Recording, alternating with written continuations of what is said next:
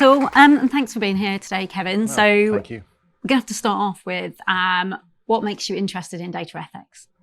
I think data ethics is just a fascinating subject, really, and it's only becoming more so with time. I mean, as we just heard, I started out my career in GCHQ dealing with questions about data, and obviously ethical issues come up in that all the time, and then took that further by moving into university and doing a PhD, actually in the ethics of surveillance. But at the time, there was a lot of questions there around data, how we were using data and how we ought to use data, that then just sort of fed into what's effectively become a lifelong passion really for me now. Yeah, so I was going to say, it's a long passion, Yes. isn't it? Starting with GCHQ, it's quite an amazing career. So we should really start though, shouldn't we, by saying what is data ethics? So would you like to say a bit about what data ethics is? Yeah, sure. So ethics really is about understanding the difference between right and wrong and how we ought to live, what we ought to do with our lives.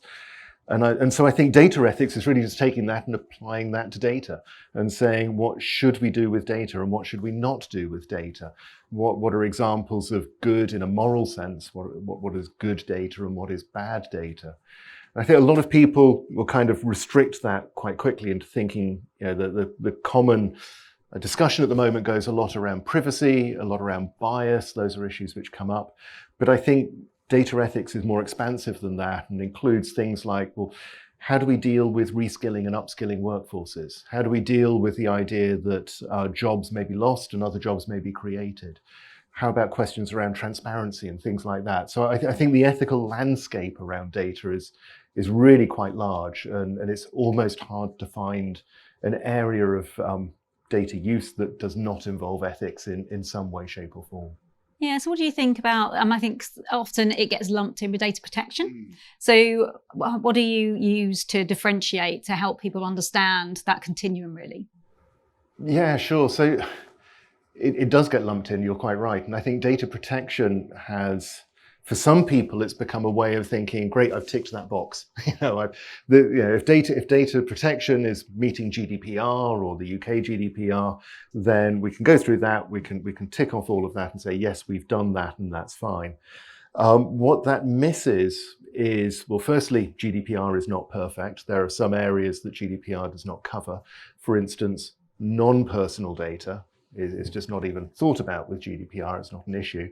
And yet there are still ethical questions around what we do with data that doesn't relate to people. GDPR also doesn't relate to data about dead people. And so there are ethical questions that we could raise about that as well. But even within GDPR, there are concerns around, for instance, special category data. Understandable that when GDPR was framed, we wanted to say, okay, there are certain data which we should treat extremely carefully, such as medical data, data about political or trades union membership, and things like that. And that makes a lot of sense.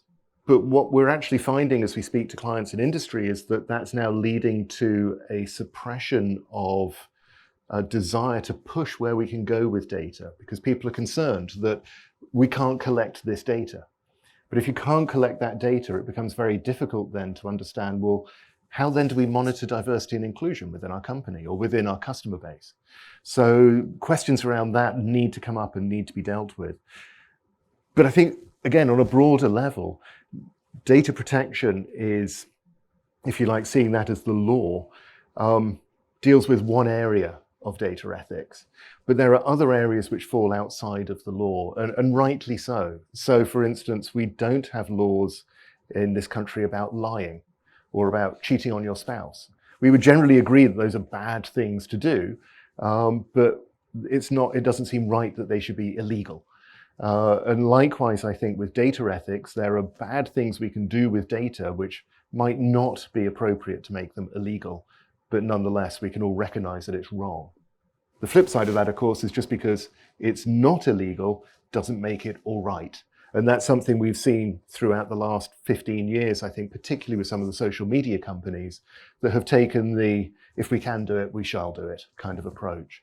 And so I think that's really the sort of niche area that data ethics then comes into and says, well, just because you can, it's not always a good idea. Yeah, no, I always have the phrase, just because you can doesn't mean you should. And I think sometimes as data professionals, actually, you might think about linking data together for a standard because it makes data sense.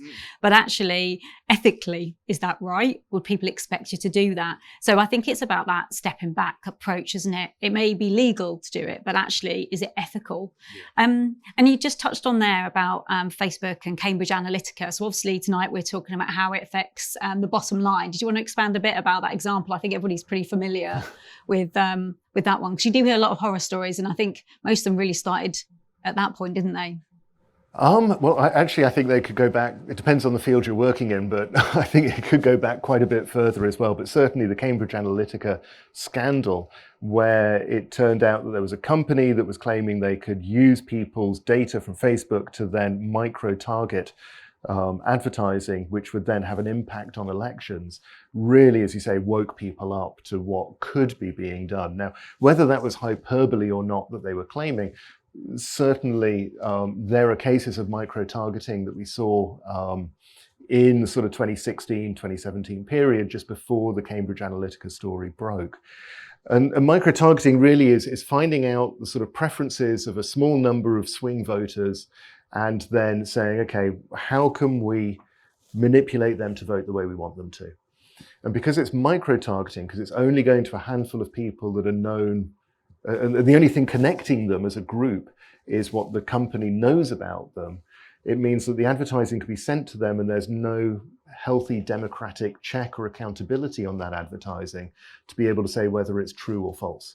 And so effectively people can be either lied to, or there can be what's sometimes called dog whistle politics, subtle messages being put across that just gets people to shift in the direction that you want them to move in. And that's certainly been a concern in recent years. Yeah, and it's interesting how that affects companies and the knock onto their brand and to their reputation. Yeah, absolutely. And I think there's been some really interesting research done in recent years around the impact on companies that that being ethical can have, and certainly, I mean, we can all think of companies that are unethical and the damage that has done them. I won't even begin to list them because it's too obvious, I think, in some way. But you know, if we look at companies from the perspective of either investors, consumers, or even their own employees, everybody prefers the company to be ethical. Something like 75% of investors say they take environmental, social, and governance concerns into account when deciding on whether to make an investment. And we're seeing that growing. Mid to large cap companies that are ethical and classed as such by groups like Great Place to Work tend to outperform the market average. So from an investment perspective, it makes sense. From a consumer perspective, something in the region of 86% of consumers say that they would consider being more loyal to a company that is ethical over one which is not. And that's something we're seeing in the marketplace more and more as more companies are shouting about their ethical credentials. Certainly it's something we're seeing much more at the moment in terms of environmental credentials, but that's increasing in the ethical sphere as well. And that is leading to companies being able to hold on to customers. When the company is seen as being unethical, that then has a hit not just on its reputation, but also on people buying from that company. And then thirdly, the employees. People want to work for ethical companies, or rather they don't want to work for unethical companies. And I think the average turnover in companies is around 30% of staff per year, which is pretty high when you think that hiring a new member of staff costs about 120% of what it costs to have a member of staff. It takes about 7 months to train somebody up. And when you start to look at the statistics of staff churn between companies that are ethical and companies that are not, people stick with the ethical companies. They're proud to work there, they want to work there. And that has a very positive impact on how those companies come across. Yeah, it's interesting, isn't it, that people do want to stay there. And I think you can see that from a lot of people coming through now, especially into the workplace, and how COVID's changed the way we're all working. You know, you really want to have that purpose.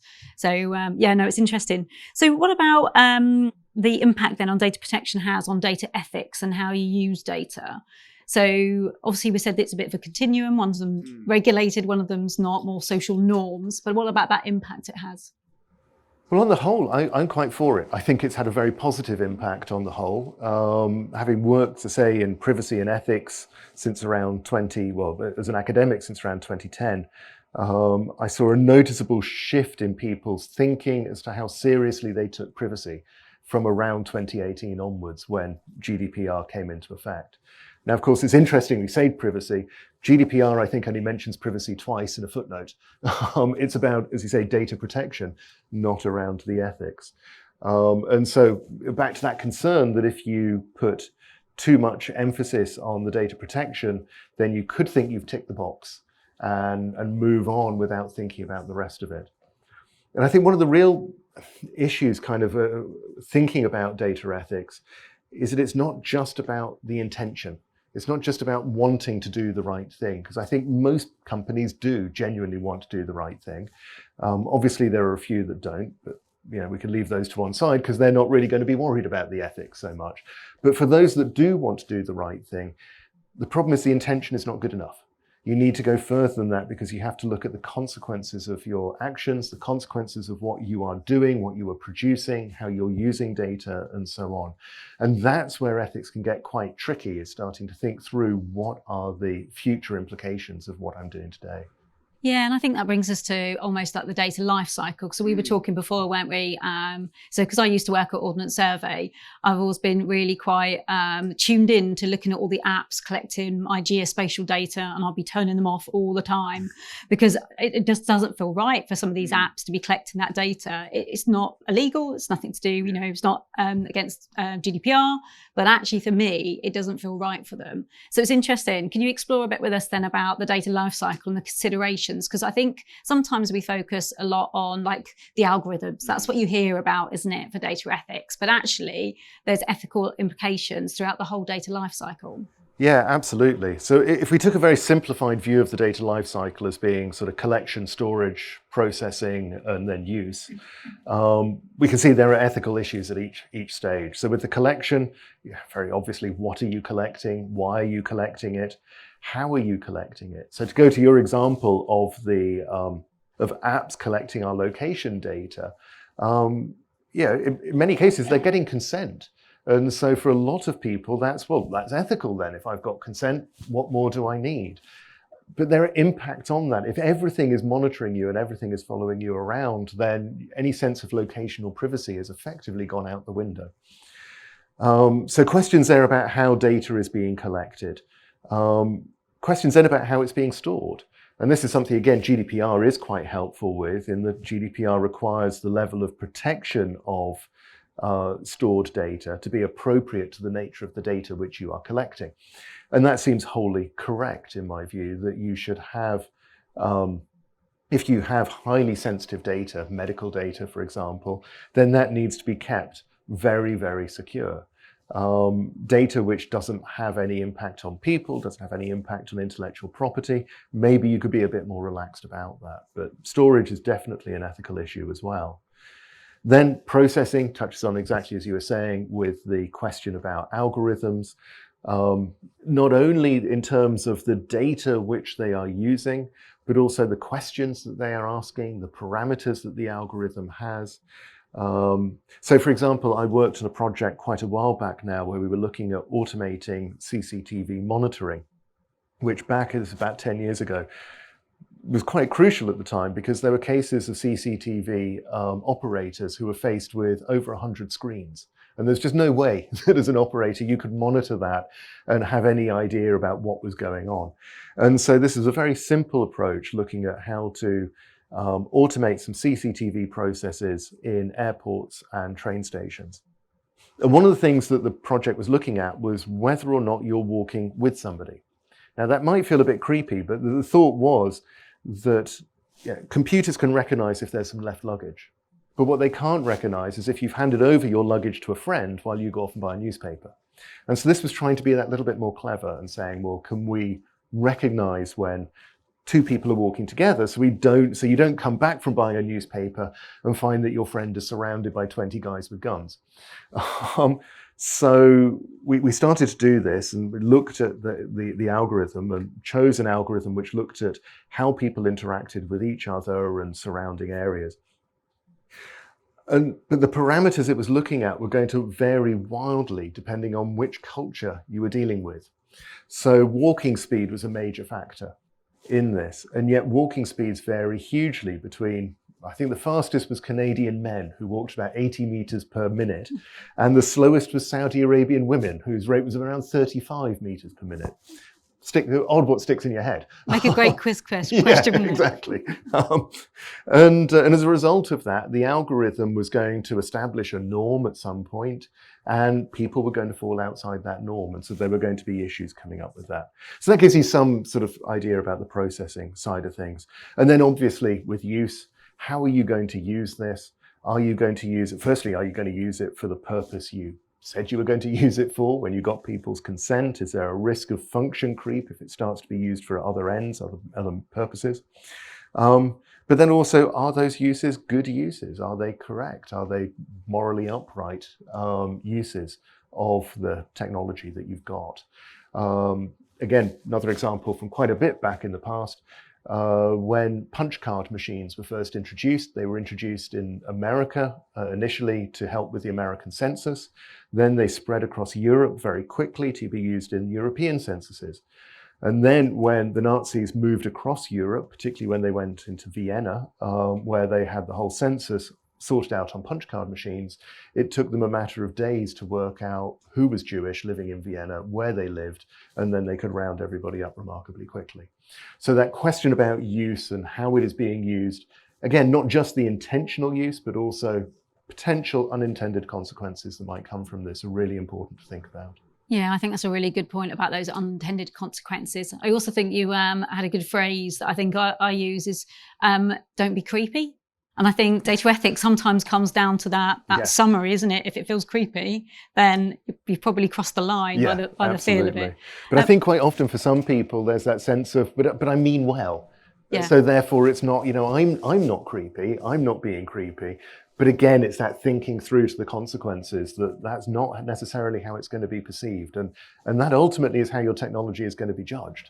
Yeah. Yeah, and it's interesting as well, isn't it, about the unintended consequences. So I think when you think about some of the, can data be biased? And when you're doing your collection of data, if you're using data sets that are only, say, for example, like the medical data, only covering men, then you apply that to women, then it's not going to work. So you've got biased data to start with, but is there ever a case where data isn't biased? Well, I would say not. I'm sure there are people who think that is a possibility. But at an abstract level, I suppose, data is always a representative sample. And because it's a representative sample, it has been curated, it has been decided what to include, what not to include, and it is never going to be a perfect representative sample. There's a fantastic story by the Argentinian author Borges, from the 1940s, I think, called On Exactitude in Science. It's only about a paragraph long, so it's very worth reading. You can find it online very easily, where he basically imagines a country which got so, and you'll appreciate this from your background, a country which got so into cartography that they wanted to make the perfect map. And the way they made the perfect map was making it on a scale of 1 to 1. And so the map was the same size as the country. And it mapped everything that could be mapped in that country. But of course, that's a useless map. You can't then use it if you've got to walk across the length that you will walk across anyway to get to where you're going. So it's a wonderful little story, but it brings home this point about bias in data, that as soon as you reduce that scale from 1 to 1, you're introducing choice. Things are being included, things are being excluded. And so the representation is never going to be perfect, so there will always be bias. I think the key question from an ethical perspective is, what is your tolerance of that bias? Is that bias which is important, or is that bias which we can accept, we can tolerate it?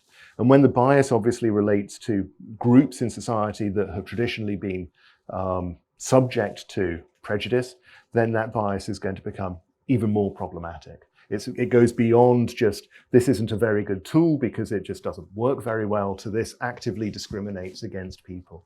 And it might actively discriminate against people for whom society is already discriminating against them. And I think that's where we get into some real difficulties. Yeah, you hear that in the news, don't you? Some of the case studies that come through, some of the worries. I suppose that's where you see, what you see in the news is a lot of the negative side of things. You don't see so much the positive side of things, do you, with data ethics and how the algorithms can be, done right and ethically a force for good? Do you think that that's what we've got in the balance, that it's always focused on that negative side? Do you think we need to balance it a bit better? Yeah, absolutely. Yes, because I think the negative side sells. It's the sort of scandal. It's what people are interested in. And in a way, I suppose, the positives are already to some extent being sold by the companies. We don't need to know what the positives of Facebook are, but we're shocked when we hear the negatives, with Frances Haugen, for example, coming out about that. So I do think that, yes, it is definitely worthwhile sharing the good stories, the good news stories, because data is transforming our lives for the better. It's transforming medicine for the better. It's transforming how we structure cities and how we operate in cities for the better.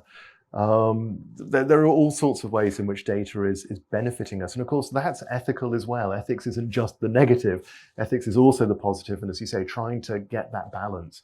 We're not just trying to say, don't be bad, but also let's be good. And how can we best be good? How can we use data in this way most effectively? And how do you think data ethics then affects different industries? What sort of different considerations are there across different industries? Well, I think that's going to very much depend on the context of the industry, of course. But I think that for a lot where it is data that's related to people, then very quickly we can see where there are ethical issues there around, okay, how is this data impacting people? How is it treating people? How is it reflecting people? So I suppose questions like that might come up. Questions there you might think about black boxes in cars for the insurance industry, which came in, and of course that was, once we've got people's consent, that's fine, but then we've then got to question what we're doing with all of this data, because the insurance companies can now track people wherever they're going, and do we want to be tracking them as well as tracking their speed and all those kind of questions? So ethical issues arose for the insurance industry around that. But then if we think about non-personal data, if I looked at questions, or I've looked at sort of issues in the past with farming and big sort of use of big data analytics in farming, which again can be great because you can see what is your soil best suited to, what's the chemical balance in your soil doing at the moment, and through putting sensors in soil you can find out all sorts of information. But of course most farmers don't have the ability to do that number crunching themselves. They certainly don't have the scale to do it themselves, and so they typically pass the data over to a large company who does that data crunching for them. But then you have a question about, well, who owns that intellectual property? If the farmer wants to leave, does the company maintain that intellectual property? And contractually, that's usually the way it's sorted out. And so does that mean the farmer is then to some degree being exploited by the data analytics company? And how do we deal with that? It's very, very thorny issues. There are no simple answers to this, but that's what makes ethics such an interesting area. Yeah, and how do you think it affects business models? Because we spoke before, didn't we, that if you're not paying for it, then you are the product. So and there's an acknowledgement of that, but obviously a lot of people get into the digital resignation because actually loads of people are on either these platforms that they're using, and there's, I suppose, lethargy, or they're not so worried, so they won't vote with their feet. But these business models don't always support that, I suppose, that transparent and ethical use of data. So how do you think that affects businesses then for their business models? Yeah, that's a really interesting question. I think that terms and conditions, which are the sort of standard approach to how we share that data, are highly questionable. And they're important, of course, but I used to, when I was lecturing on this, I would ask classically, a lecture theatre around 100 students, who's got a Facebook account, and 98 hands would go up. And I'd say, great, okay, leave your hand up if you've read the terms and conditions, and like one hand would remain up. So 1% roughly. It's been estimated that if we read all the terms and conditions for all the things we sign up to, it'd take about 3 months of our lives every year to do that. So it's just crazy. So we know already that, and from our own experience, we know most of us don't read the terms and conditions and don't go into that. So we blithely just sign off at the bottom of it and say, there we go, that's fine. But the other problem, and I think this is what you were getting at as well with the resignation aspect, is that it's so ubiquitous now. We can't do a lot of life without being online to do it. And of course, increasingly as a result of the pandemic, what an amazing blessing the internet was during the pandemic. I mean, you can imagine what the economy would have been like, what our lives would have been like if we didn't have the internet for the last 2 years.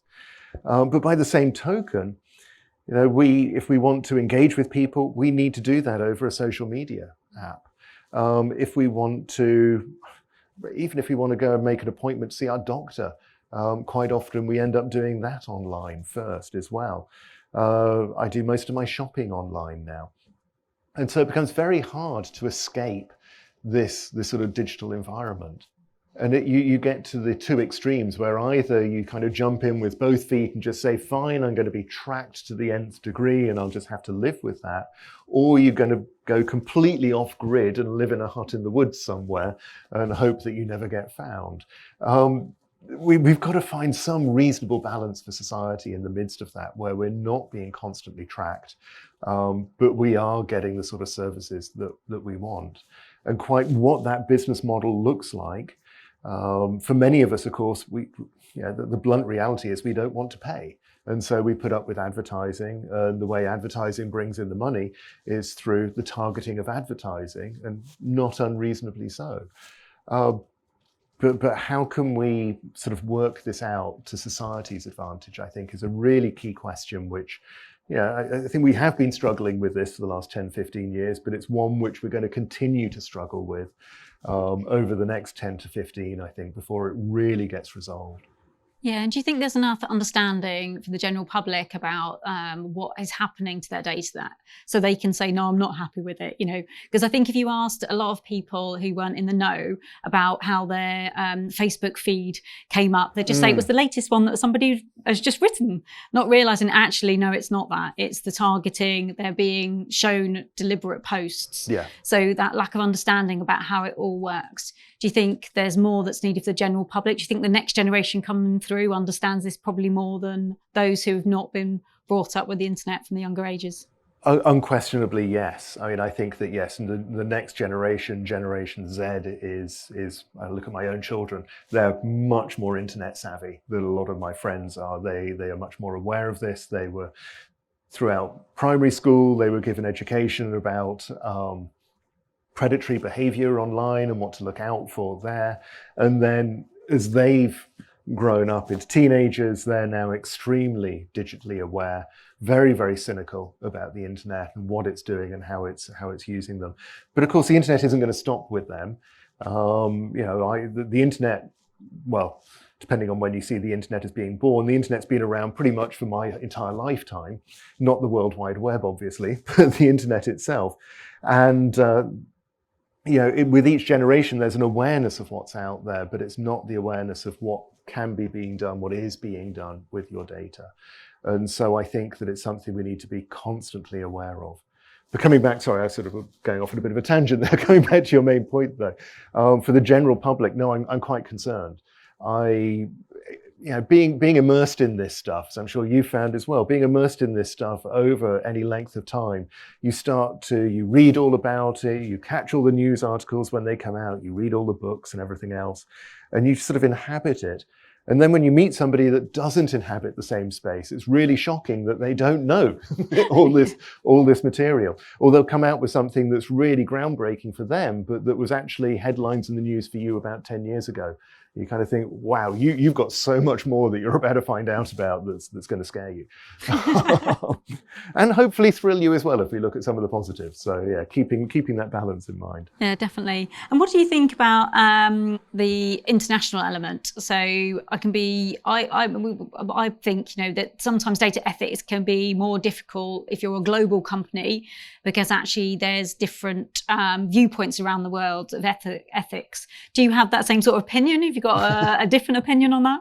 Well, I quite strongly feel that ethics don't change around the world. I think I've read papers which argue that in China people don't value privacy, for example. I think that's completely wrong. I think people do value privacy in China. How they value it, how it's expressed might differ. But the core underlying element is, I think, universal. And I think we can look at, there have been fantastic anthropological studies done on privacy, just to take that one example. There are other examples, treatment of women, for example, or treatment of minorities, that does differ in places. And I think that could be more challenging in that regard as to how we go about doing that.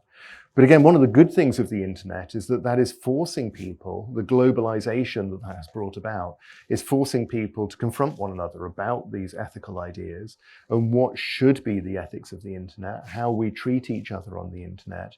And I do think there is some general agreement as to what is good behavior and what is bad behavior. We recognize a troll, whether a troll is from Britain, from Russia, from China, or from California. So there are some standards which I think are being established. And if we look at the sort of movement within AI ethics over the last 3-4 years, where codes of conduct have been published in AI ethics literally across the world, I think there are now over 200 of them. The same principles come up time and time again. There may be, again, slight tweaks in local flavor. So in China, there's often more of a focus on community in some of their ethics principles than there would be in Europe or America. But many of the same issues around privacy, around transparency, around fairness and non-discrimination, those come back again and again, whichever country you're in. And so I think those core ethical principles are there, but how they're expressed and how they're experienced may differ depending on where you are. Yeah, so it is possible then for a global company to be able to get something that would work for them internationally rather than just in one company. Yeah, absolutely. And I think things like universal human rights and the sustainable development goals and things like that recognize this, that there are values that work for everybody. And those are the values that we should be pushing and working towards and where we can, developing companies in order to develop those goals. And how do you think that works? Because with humans being notoriously bad at looking long term and doing things that are good for us in the long term, how does that work with the ethics then? Because obviously climate change being an example, isn't it? Yeah, and climate change is an example of it going wrong on so many levels, I think. I mean, one of the challenges with climate change, of course, is that there are generational factors there, in that many of the people who are going to be hit worse by climate change are future generations that haven't been born. And so when we go back, I mentioned earlier about consent. Well, we can't get people's consent if they've not yet been born. And so there were issues there. Issues around the scope of, the scale of climate change and who it impacts. And I think it's a very interesting paper. I don't think this was the first person to introduce the idea, but it's certainly become known through Garrett Hardin's work on the tragedy of the commons, which is an idea that if you have common space that everyone has access to, it may be in the rational interest of the individual or rather it would be in the rational interest of the individual to maximize what you yourself can get out of that space. But of course, if every individual takes that perspective, then the space becomes depleted and ultimately destroyed. And that's exactly what we've seen with climate change, is that it is what's in the rational interests of each individual country or even each individual company is completely at odds with what's in the rational interests of humanity and the planet as a whole. And somehow we need to cross that divide and break that. Now, Garrett Hardin in his paper argued that legislation and sort of legal coercion was the only way forward. I think that's been challenged. There are sort of cooperative ventures that we've seen, and certainly things like COP26 would be examples of that. But then the challenge that we've seen coming after COP26 and even going back to Millennium Development Goals and things like that is that countries happily sign up to these and then don't follow through on them. And so that would then suggest, maybe Hardin was right, we need the legislation. But in that case, we have the problem, we don't have a universal police officer. We don't have a universal legislative body that can enforce what this legislation would do around climate change. So I think it becomes a really tricky issue as to it's the same for data ethics, isn't it? Yeah, absolutely. It's analogous to that, data ethics, because it doesn't have that body either. Totally. So yeah, what is rational for you to do, particularly if you're not if ethics is not one of your guiding values, shall we say, then what's rational for you to do as a company is to get away with as much as you can. If it's not illegal, let's do it. So we're back to that case again. And I think this is why we need to be thinking about ethics more carefully and looking at how ethics is playing a part in the economy, and increasingly with new generations coming up, millennials and Gen Z, more and more are saying that they value ethics as a serious consideration, and that can only be a good thing. Yeah, so what do you think companies can do? Because obviously the ODI, we've been working on some tools and things that help, training to make sure people are certified data ethics professionals, as well as a data ethics canvas that many of you might have used. Yeah. So there are things like that you think are helping organizations to be able to start putting this into practice? Because there's lots of theory around data ethics. So how do you actually make this a reality? Yeah, absolutely. That's a really good point. Shout out for your tools. They are really good and really helpful. We use them in our practice as well. So yes, I think for at least 3 or 4 years now in academic circles and some of the practitioner circles, the key question has been, how on earth do we operationalize this? Yes, we have 200 plus codes of conduct, but they all say more or less the same thing. Our data needs to be private, it needs to be privacy respecting, it needs to be transparent, whatever. How do we actually do that? What does it mean to make an algorithm non-discriminating, and how can we go about doing that? So there's a lot of challenge into kind of getting into that work going on at the moment. And that's obviously very thorny, very difficult. And so I would say hire a consultant in that case. But I think more generally, you say you're quite correct, training is a big issue. As an academic, I would go further and say not just companies, but governments have responsibility here. Certainly in my experience, I think actually there was a survey done about 3 years ago of computer science courses taught across Europe. Only 57% of them had any form of ethics training as part of an undergraduate program in computer science. And if you expand that out to all STEM subjects, engineering of any sort, maths, hard sciences, then quite often ethics just simply isn't being taught. And while it's not being taught at that level, it won't come through into the mentality. And really, I'm stopping at university, it needs to go back to school. It won't get into the general mentality of the people building the tools, the people using the tools in order to get there.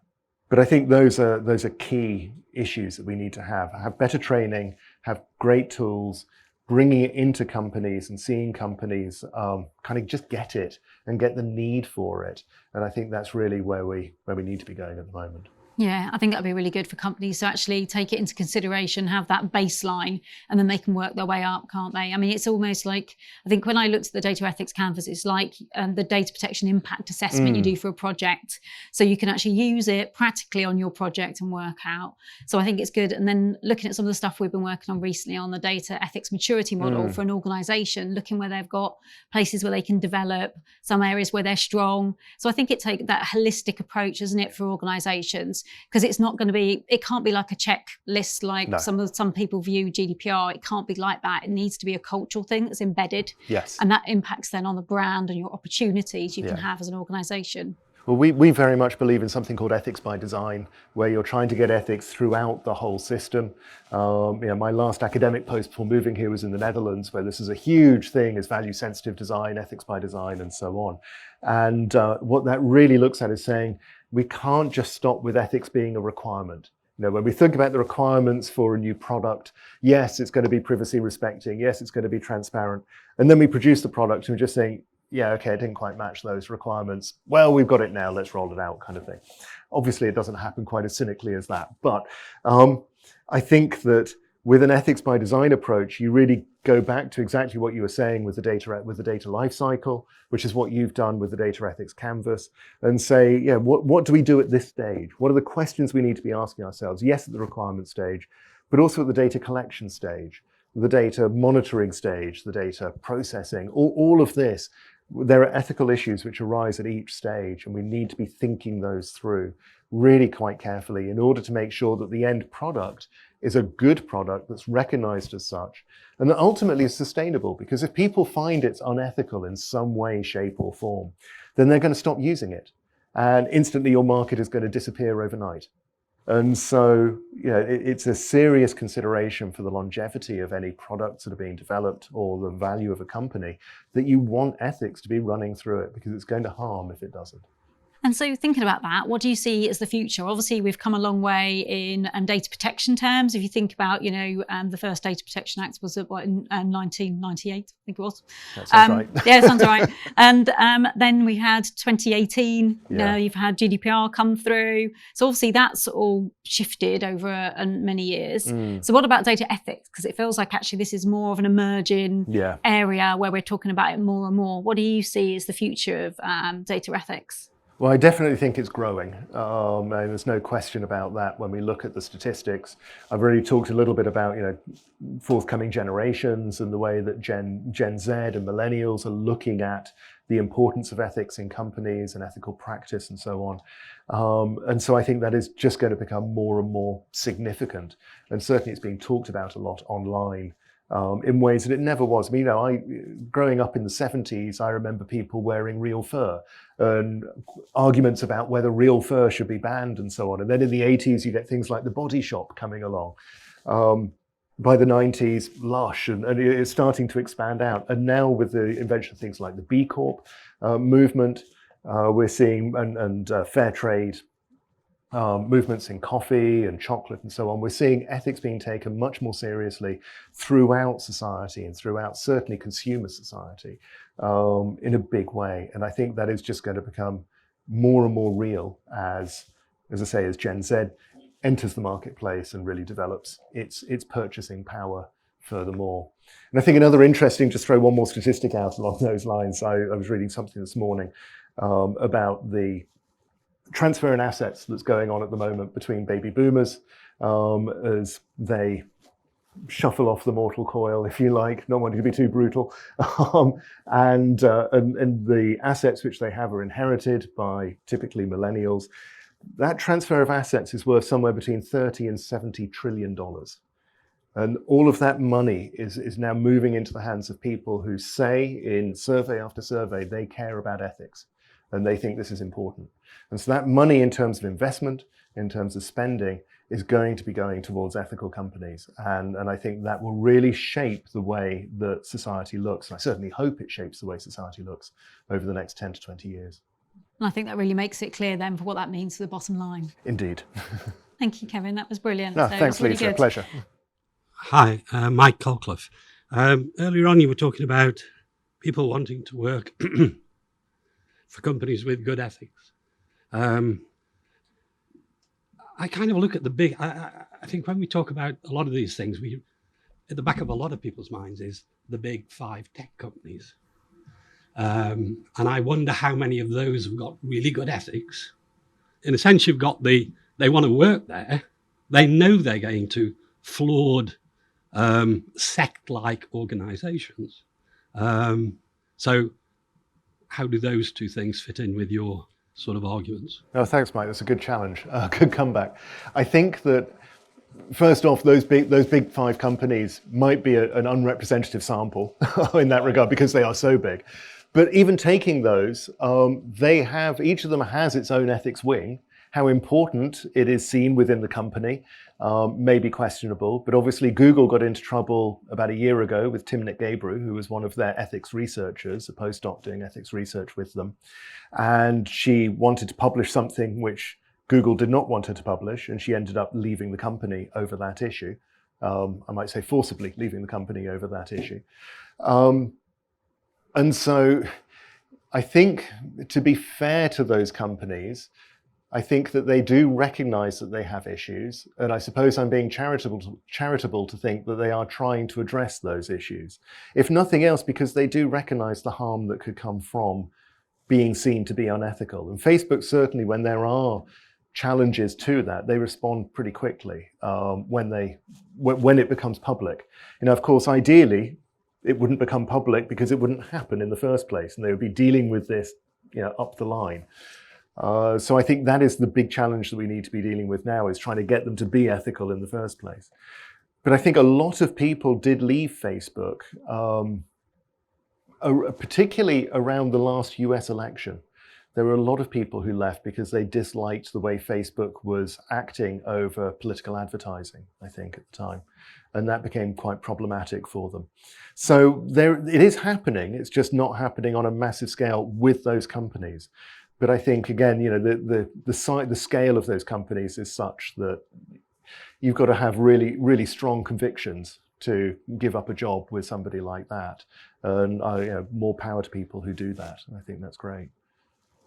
Hi, my name is Afreen. I'm a design research consultant. So this is a question which I'm actually still forming in my head. So apologies for how it comes out. But every time people talk about data, I think they just think about numbers.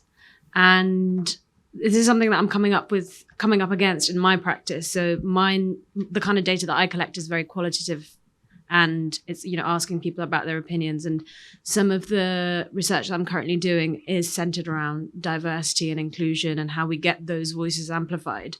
And I've been thinking about what you were just saying as well, right? Like, how do we start having those conversations about data protection and data ethics when it comes to qualitative data? Because in my mind, it's slightly different to, traditional hard numbers data. So I'd like to know your thoughts on that. Yeah, another really interesting. Thank you, Afri. That's another good question. So I worked for a long time while I was at university on various ethics, research ethics committees, and so on, looking at that. And that was a clear challenge for us, was trying to work out how to engage at university level research where you've got a public interest argument to what's going on. So that's not at a corporate level where you're doing it for profit, of how we should approach dealing with people's data, with recordings of what they've said, or images which they've shared, and questions like that. And ultimately on that level, and I think this is where, again, going back to what we're saying about GDPR and why GDPR is not enough, is that this is a really tricky field. And ultimately you need people with expertise, with historical expertise and contemporary expertise, to be able to look at this and say, okay, this is what we think. And ultimately, that's all you can do. Yeah, I mean, there's always the risk of something going wrong. There's always the risk of society shifting. And society, I lived in the States in 2001 when 9/11 happened. And at the time, the instant response in America was, yes, we want to catch these terrorists. Surveillance at the government level is good. We want surveillance out there in order to capture these. And that was pretty much the opinion until around 2013. 2013, Snowden comes out, the pendulum swings completely the other way. And people say, no, there's too much surveillance going on now. We want to reduce this level of surveillance. This is far too much. By about 2017, it had gone back again. And so there's a certain degree. Now, it's not to say that privacy and surveillance change, they don't. But the value that they hold in the public's mind can change. And there's a degree to which we're always victim to that. But I think what we can do is say, okay, we've thought about this decision. We recognized it as an ethical problem. This is, and then record, these are the discussions that we had around it. This is what's for it. This is what's against it. This is why we came to the conclusion that we came to. And have a proper record of that, so that if anything does come up down the line, you can say, well, we did our best. And now that might not be good enough, but that's all ultimately anybody can ask of us, I think. Hi, Ben Hawes, I'm a technology policy consultant. I wondered if you think that governments and regulators actually really have any of the kind of powers that can address the kind of power that comes from accumulating data. Now, you used the example of a small farmer, agri-tech company. There's a power imbalance anyway. And now, as the company, without the company doing anything wrong, over time, they get more data, that power imbalance increases. And with nothing else changing, that's the direction that goes. And have we actually got anything that is even starting to address that tendency for power imbalances to continue to grow greater and greater?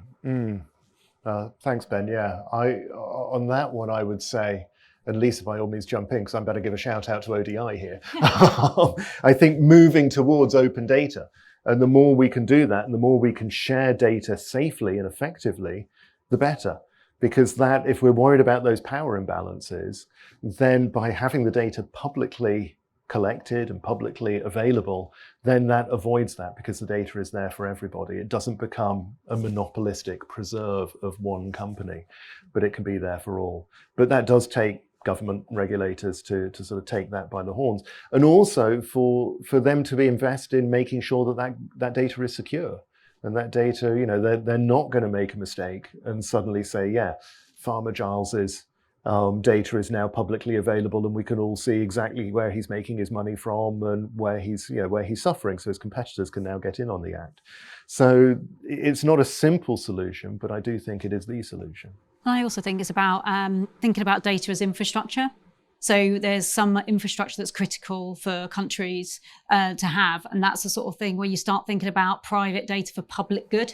So I think much more governments thinking about data in that way, not as an after effect or as exhaust. It needs to be considered like we do the infrastructure, like the roads, the railways, all those utilities. Yeah. If you start considering it like that, and where you've got private companies that are having data that could be used for public good, how can we make sure that actually that gets then used in that that public policy debate to make society better for all? Hi there. My name's Mark Sands. I work for a public affairs consultancy.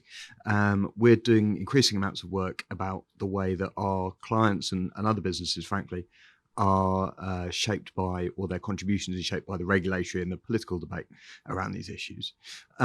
I'm particularly interested in the point around consumer action and the way that helps to shape the markets, because we were talking about the sort of lack of information and the lack of ability for consumers to really inform themselves about, or enthusiastically anyway, inform themselves about where their data goes.